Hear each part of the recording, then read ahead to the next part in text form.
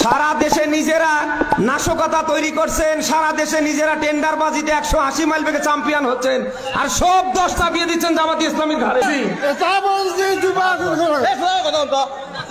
আপনি কাকে আমি কি বিএনপি আপনি কথা বলেন, বলেন বলেন কথা বলেন কথা বলেন, আপনি কথা বলেন, আপনার সাহস তো কম না।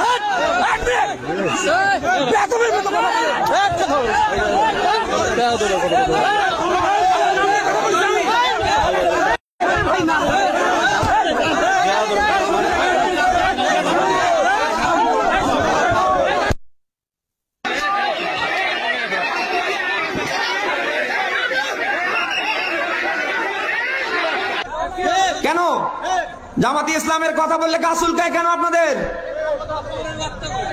সারা দেশে নিজেরা নাশকতা তৈরি করছেন, সারা দেশে নিজেরা টেন্ডারবাজিতে 180 মাইল বেগে চ্যাম্পিয়ন হচ্ছেন, আর সব দোষ চাপিয়ে দিচ্ছেন জামাতি ইসলামীর ঘাড়ে। আর এ কথা বললে আপনার গা চুলকায়। এই বসেন, আপনারা বসেন।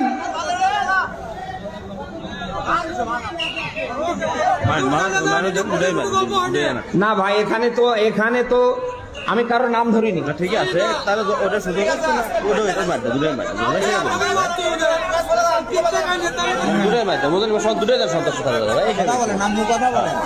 বসেন বসেন, এই বসেন।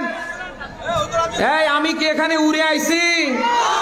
1.5 দশকের জালিমরা ক্ষমতায় থাকতে আমার মুখ বন্ধ করতে পারিনি। এখন উন্মুক্ত ময়দান, কারো বাবার ক্ষমতা হবে না মুখ বন্ধ করা। ও কয় নাম্বার বাবার সন্তান, ওরে সামনে টেবিলে আসতে বলেন।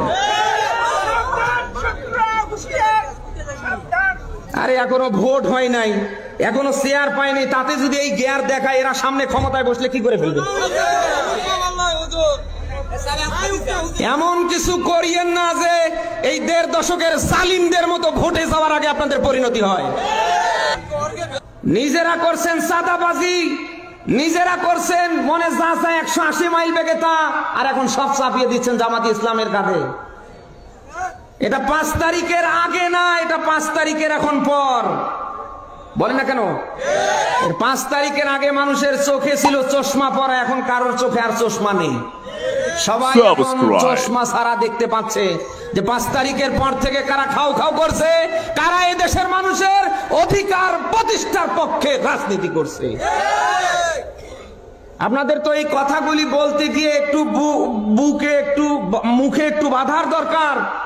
জামাতি ইসলাম নিয়ে আপনারা নানা বাজে মন্তব্য করছেন কেন? জামাতি ইসলাম কি ইসলামী ব্যাংক? জামাতি ইসলাম কি ইসলামী ব্যাংক খেয়ে ফেলছে না উদ্ধার করেছে?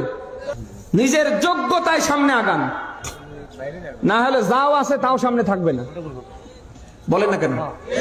কোন নব্য জালিমকে, নব্য স্বৈরাচারকে বাংলার কোন চেয়ারে আমরা দেখতে চাই না। আমরা